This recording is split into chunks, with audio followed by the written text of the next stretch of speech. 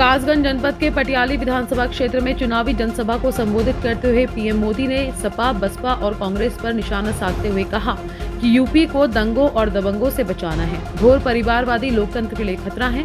अंबेडकर चाहते तो वो भी अपने परिवार की एक पार्टी बना लेते, लेकिन उन्होंने देश के लोगों को अपना परिवार माना और उसके लिए अपना पूरा जीवन समर्पित कर दिया। यूपी के लोगों ने देखा है कि यूपी में 2017 से पहले क्या क्या हुआ है। परिवारवादी लोग प्रभावशाली लोगों को पसंद नहीं करते। पीएम मोदी ने सीएम योगी के अयोध्या में श्री राम जन्मभूमि की ओर से जाने वाले एक प्रमुख चौराहे का नाम भारत रत्न लता मंगेशकर के नाम करने के ऐलान का स्वागत किया। कासगंज में जनसभा की शुरुआत पीएम मोदी ने एक माफी के साथ की। उन्होंने कहा कि उत्तराखंड की रैली में बहुत भीड़ थी, इसलिए यहां आने में देर होगी, इसके लिए मैं क्षमा चाहता हूं। उन्होंने कहा कि पहले चरण में बीजेपी का परचम लहरा रहा है।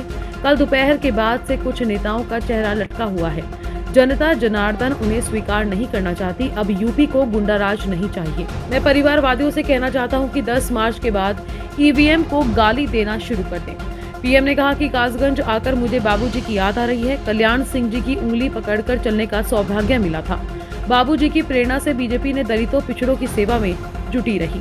उन्होंने कहा कि माफियाओं गुंडों की चलती है और जवान बेटा सुबह घर से जाता है। उन्होंने कहा कि माफियाओं गुंडों की चलती है, जवान बेटा सुबह घर से जाता है और शाम को उसकी लाश आए तो रुपया पैसा व्यापार खेत बंगला किसी के उपयोग का नहीं बचेगा। अगर दुकानदार से हफ्ता वसूली होगी तो वह कैसे काम करेगा। पहले बिजली सड़क का पैसा इत्र वाले मित्र के यहाँ चला जाता था, इसलिए इत्र वाले मित्र को भी हमारे बुलडोजर ने ढूंढ निकाला। अब बुलडोजर चलता है तो अच्छा लगता है न। प्रथम चरण में डबल इंजन की सरकार के समर्थन में प्रदेश के 58 सीटों पर जिस उत्साह के साथ मतदान हुआ है, लोगों ने बीजेपी को अपना समर्थन दिया है, वो अभिभूत करने वाला है। विकास में यूपी में सुरक्षा के माहौल बीजेपी ने बेहतर काम किए हैं। एटा, कासगंज, बदायूं, हाथरस में 2017 से पहले हत्याएं होती थी, अपहरण होते थे, लेकिन अब अपराधी जेलों में हैं। आपकी क्षमा चाहता हूं कि मुझे में आने में विलंब हो गया।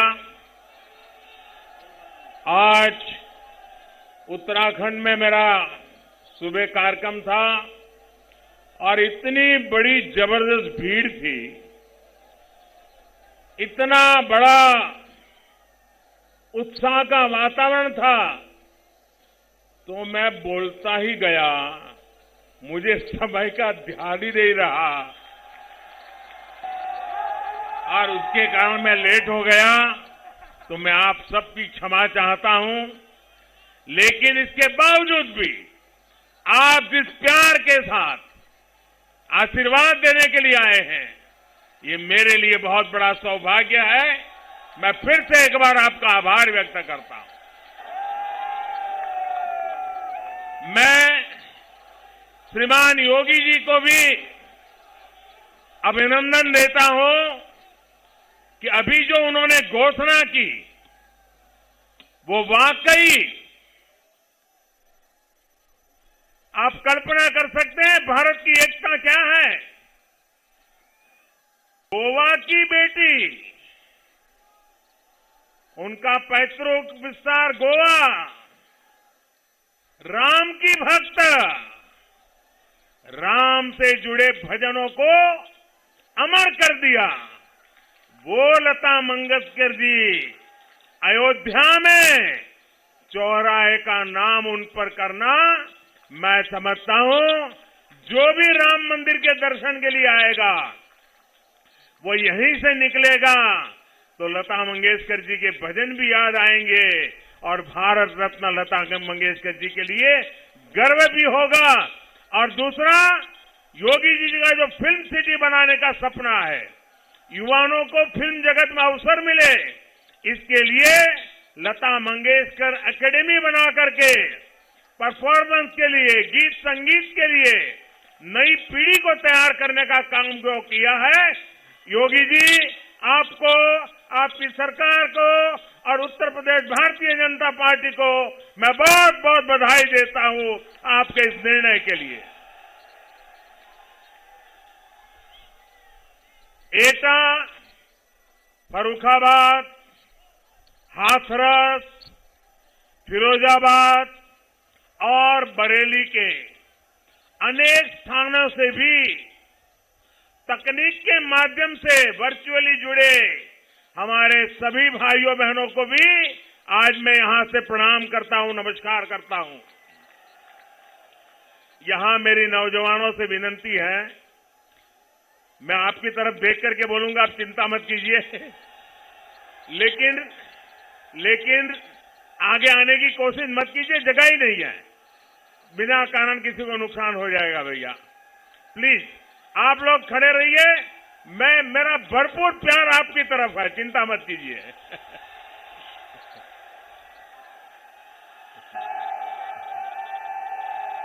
बहुत बहुत इतना प्यार, इतने आशीर्वाद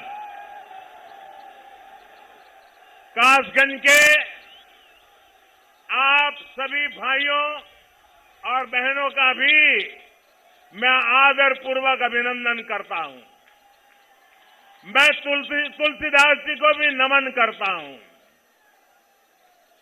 साथियों, आज पंडित दीनदयाल उपाध्याय जी की पुण्यतिथि है। इसी उत्तर प्रदेश की धरती का रत्न आज हम उनका पुण्य स्मरण कर रहे हैं। पंडित जी ने पूरा जीवन अंत्योदय के लिए समर्पित किया। दीनहीन के जीवन को बेहतर बनाने का प्रयास किया। मैं उन्हें आदरपूर्वक श्रद्धांजलि अर्पित करता हूं। कासगंज का, और मुझे जब कासगंज आया हूं तो बाबूजी की याद आना बहुत स्वाभाविक है। कल्याण सिंह जी, मेरे जीवन में उनका बहुत बड़ा संपर्क संबंध रहा।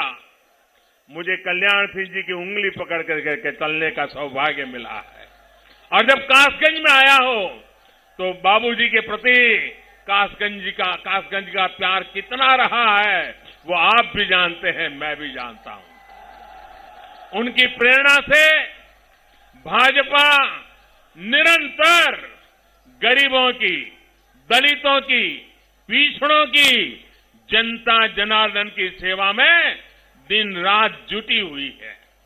साथियों, कल यूपी में पहले चरण का मतदान पूरा हुआ है।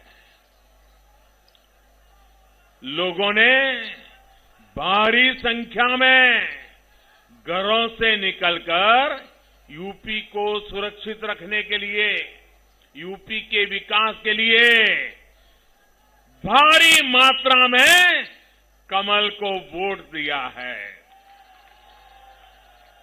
विशेष रूप से हमारी बहन बेटियों ने जमकर के मतदान किया है। भाइयों बहनों, जो रुझान आए हैं वो ये बता रहे हैं कि पहले चरण में भाजपा का परचम लहरा रहा है। और कल दोपहर के बाद उन नेताओं के जितने इंटरव्यू आए हैं उनका चेहरा ऐसा लटका हुआ है। अब वो खुलकर के परिवार की बात करने लग गए। योगी जी, आपने क्या हाल कर दिया इन लोगों का। ये लंबा इतिहास आप जानते हैं, लेकिन योगी जी की सरकार ने अस्पताल और मेडिकल कॉलेज का जाल बिछा दिया है। मेरा सौभाग्य था, एक साथ 9 मेडिकल कॉलेज का उद्घाटन करने का मुझे मौका मिला था। यह हिंदुस्तान में कभी नहीं हुआ है जो योगी जी की सरकार में हो रहा है।